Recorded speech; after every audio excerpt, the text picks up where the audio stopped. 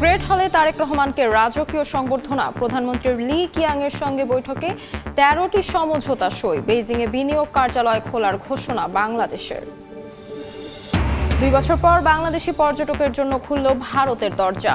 28 June থেকে করা যাবে ভিসার আবেদন, জানালেন নতুন হাই কমিশনার। কার্যক্রম চলবে দেশের 5টি সেন্টার থেকে।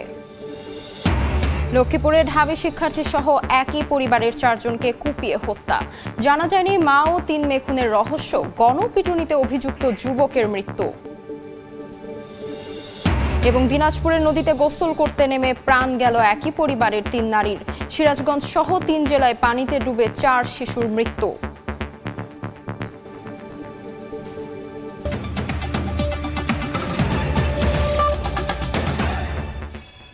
জনপদের সময়ের সঙ্গে আছে আমি তাজমিলা খান। বাংলাদেশ ও চীনের মধ্যে 13টি সমঝোতা স্মারক হয়েছে। বেইজিংয়ে 2 দেশের প্রধানমন্ত্রীর বৈঠকের পর এসব সমঝোতা সই হয়। এর আগে তারেক রহমান ঐতিহাসিক গ্রেট হল অব দ্য পিপলে পৌঁছালে চীনের প্রধানমন্ত্রী উষ্ণ অভ্যর্থনা জানান বাংলাদেশের সরকার প্রধানকে। বেইজিংয়ে চীনের প্রধানমন্ত্রীর উষ্ণ অভ্যর্থনায় সিক্ত বাংলাদেশের প্রধানমন্ত্রী তারেক রহমান। বৃহস্পতিবার স্থানীয় সময় বিকেল 5টায় রাষ্ট্রীয় অতিথি ভবন থেকে মোটর শোভাযাত্রায় তারেক রহমান বেইজিংয়ের ঐতিহাসিক গ্রেট অব পিপলে পৌঁছালে চীনের প্রধানমন্ত্রী তাকে স্বাগত জানান। তারেক রহমানকে লাল গালিচা দিয়ে অভিবাদন মঞ্চে নিয়ে যান দেশটির প্রধানমন্ত্রী লি কিয়াং। চীনের সশস্ত্র বাহিনীর সুসজ্জিত একটি চৌকস দলের সালাম গ্রহণ করেন প্রধানমন্ত্রী। এ সময় দুদেশের জাতীয় সঙ্গীত বাজানো হয়। প্রধানমন্ত্রী তারেক রহমানকে অভিবাদন জানিয়ে তোপধ্বনি দেওয়া হয়। পরে 2 প্রধানমন্ত্রী সশস্ত্র বাহিনীর প্যারেড পরিদর্শন করেন। এরপর বৈঠক শেষে 2 প্রধানমন্ত্রীর উপস্থিতিতে বাংলাদেশ ও চীনের মধ্যে বিভিন্ন ক্ষেত্রে সহযোগিতা বিষয়ক 13টি সমঝোতা সই হয়। পরে এ নিয়ে সংবাদ সম্মেলন করে প্রধানমন্ত্রীর প্রেস উইং। জানানো হয়, তারেক রহমানের নেতৃত্ব এবং সুশাসনের উপর চীনের পূর্ণ আস্থা রয়েছে বলে জানিয়েছেন চীনা প্রধানমন্ত্রী। দ্বিপাক্ষিক বৈঠকে লি কিয়াং বাংলাদেশ গণপ্রজাতন্ত্রী বাংলাদেশ সরকারের মাননীয় প্রধানমন্ত্রী উদ্দেশ্যে উনি ফার্ম সাপোর্ট এবং বলেছেন যে প্রাইম মিনিস্টার তারেক রহমানের লিডারশিপ এবং গভর্নেন্সের প্রতি পিপলস রিপাবলিক অফ চায়নার full support.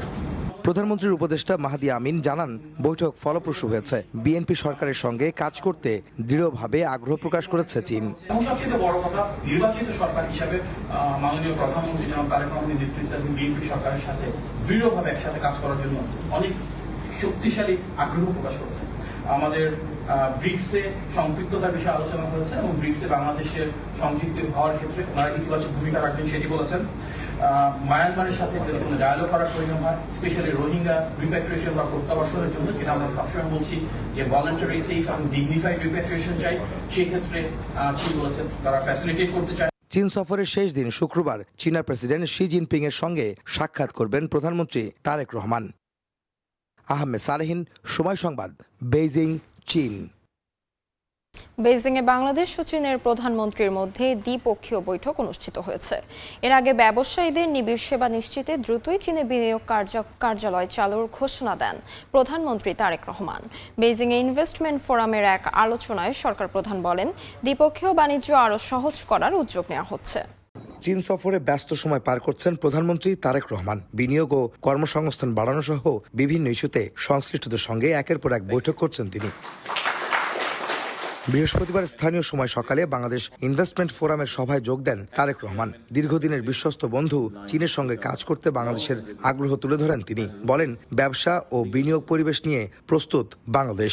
Bangladesh is undergoing a monumental economic and governance transformation.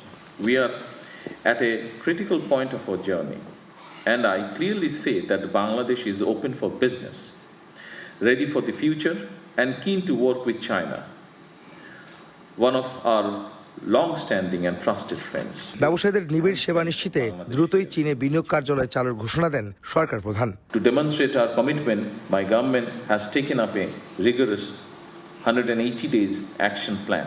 The government is about to start a new licensing approval process, which will allow new businesses to start operation in Bangladesh in less than 15 days. Today, I am also happy to announce that soon we will be opening our first investment office in China. Our object is simple. Chinese investor should not have to wait until they arrive in Bangladesh to receive support. এর আগে cherry, hander, চায়নাটেক্স সহ বেশ কিছু বড় উদ্যোক্তা প্রতিষ্ঠান প্রধানের সঙ্গেও বৈঠক হয় প্রধানমন্ত্রীর। এছাড়া সরকার প্রধানের সঙ্গে সাক্ষাৎ করেন চায়না কমিউনিস্ট পার্টি সিপিসির আন্তর্জাতিক বিভাগের প্রধান লিউ হেইজিং। এ সময় বাংলাদেশ চীনমৈত্রী হাসপাতাল নির্মাণে দেশটিকে সহায়তার আহ্বান জানান প্রধানমন্ত্রী। বিএনপি এবং সিপিসির মধ্যে সই হয় একটি সমঝোতা স্মারকও। নির্বাচনী প্রতিশ্রুতিতে তারেক রহমান আগেই বলেছিলেন ক্ষমতায় গেলে ভঙ্গুর অর্থনীতিকে ঘুরে দাঁড়ানোর জন্য বিদেশি বিনিয়োগ আনবেন তার দেশে। আর সেই স্বপ্ন নিয়ে চীন সফরে এখন প্রধানমন্ত্রী তারেক রহমান। এখানে এসে বেশ কয়েকটি বৈঠকে অংশ নিয়ে সরকার এবং তাদের দেশের ব্যবসায়ীদের সঙ্গে আলোচনা করেছেন। তিনি বলেছেন বিদেশি বিনিয়োগের জন্য বাংলাদেশ প্রস্তুত। একই সঙ্গে চীন সরকারের পক্ষ থেকেও আশ্বাস পাওয়া গেছে দেশে নতুন বিনিয়োগ আসবে বিদেশ থেকে। আহমেদ সালেহীন, সময় সংবাদ, চীন, বেইজিং। প্রায় 2 বছর বন্ধ থাকার পর বাংলাদেশিদের জন্য ট্যুরিস্ট ভিসা চালুর ঘোষণা দিল ভারত। ঢাকায় নিযুক্ত দেশটির নবনিযুক্ত হাই কমিশনার দীনেশ ত্রিবেদী জানিয়েছেন, আগামী 28 জুন থেকে শুরু হবে ভিসা আবেদন প্রক্রিয়া। প্রায় 2 বছর পর আবারও বাংলাদেশি নাগরিকদের জন্য ট্যুরিস্ট ভিসা চালুর ঘোষণা দিল ভারত।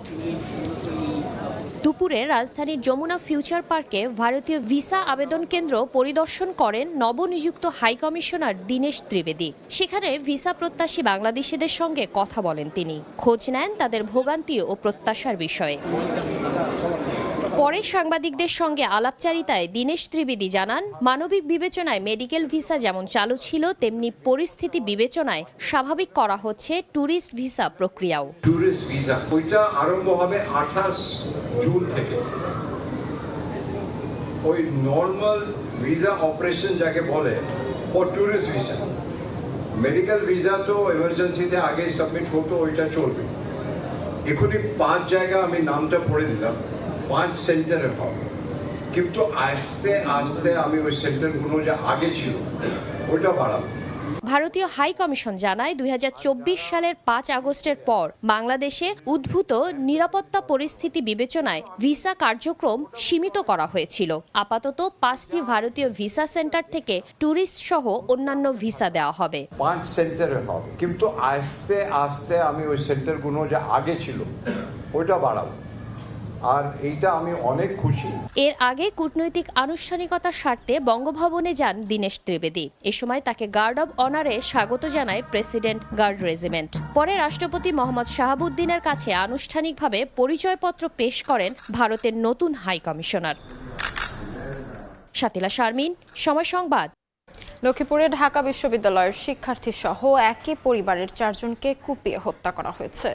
এ ঘটনায় গণপিটুনিতে অভিযুক্ত যুবকের মৃত্যু হয়েছে।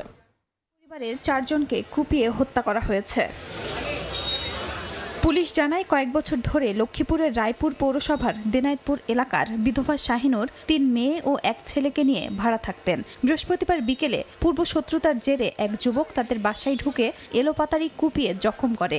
ঘটনাস্থলেই মা শাহিনুর, বড় মেয়ে ঢাকা বিশ্ববিদ্যালয়ের শিক্ষার্থী সাইমা ও ছোট মেয়ে 9 বছরের শিফা মারা যায়। গুরুতর আহত কলেজ ছাত্রী আরেক মেয়ে ইকরাকে আশঙ্কাজনক অবস্থায় ঢাকা মেডিকেলে নেয়ার পথে তারও মৃত্যু হয়। এখানে 3 জনের হত্যা করছে, কারা করছে লোক আছে বলে সবাই চিৎকার দিয়ে বহুত মানুষ জড়ো হয়েছে আর কি। পাশে যে ছাদটা ওই ছাদে পাইপ দিয়ে করে উঠতলো ছিল হিয়ানে দিচ্ছে। স্থানীয়রা অভিযুক্ত অন্তর মজুমদারকে গণপিটুনি দিয়ে পুলিশে দেয়। সদর হাসপাতালে চিকিৎসাধীন অবস্থায় তার মৃত্যু হয়। 1 বছর আগে অভিযুক্ত একই বিল্ডিংয়ে ভাড়া থাকতো বলে জানিয়েছে পুলিশ। যে অভিযুক্ত তাকে জানলা দিয়ে ভিতরে দেখতে পায়, যে সে ভিতরে হাঁটাহাঁটি করছে, তাকে জিজ্ঞাসা করে এবং সে বলে যে সে পানির কল সারার জন্য এখানে আসছে। তখন তার সন্দেহ হয়, হলে সে বাইরে থেকে কলসফুল গেটটা আটকায় দেয়, দিয়ে আশেপাশের লোকজনের খবর দেয়।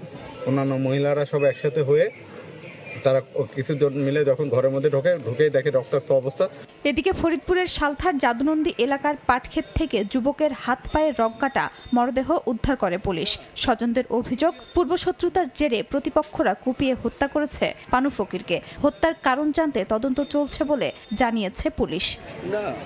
খাদিজা স্বপ্না, সময় সংবাদ। দিনাজপুরে গোসল করতে গিয়ে নদীতে ডুবে একই পরিবারের 3 নারীর মৃত্যু হয়েছে। সকালে দিনাজপুরের পার্বতীপুর উপজেলার মধ্যপাড়া এলাকার করতোয়া নদীতে গোসল করতে যান ভাদুরিয়া গ্রামের 2 বোন দুলালী খাতুন, সুরভি খাতুন ও তাদের ভাবি আকলিমা খাতুন। স্রোতের তোড়ে গভীর পানিতে তলিয়ে যায় তারা। এদিকে সিরাজগঞ্জে পানিতে ডুবে 2 শিশু এবং জয়পুরহাটে আরেক শিশুর মৃত্যু হয়েছে।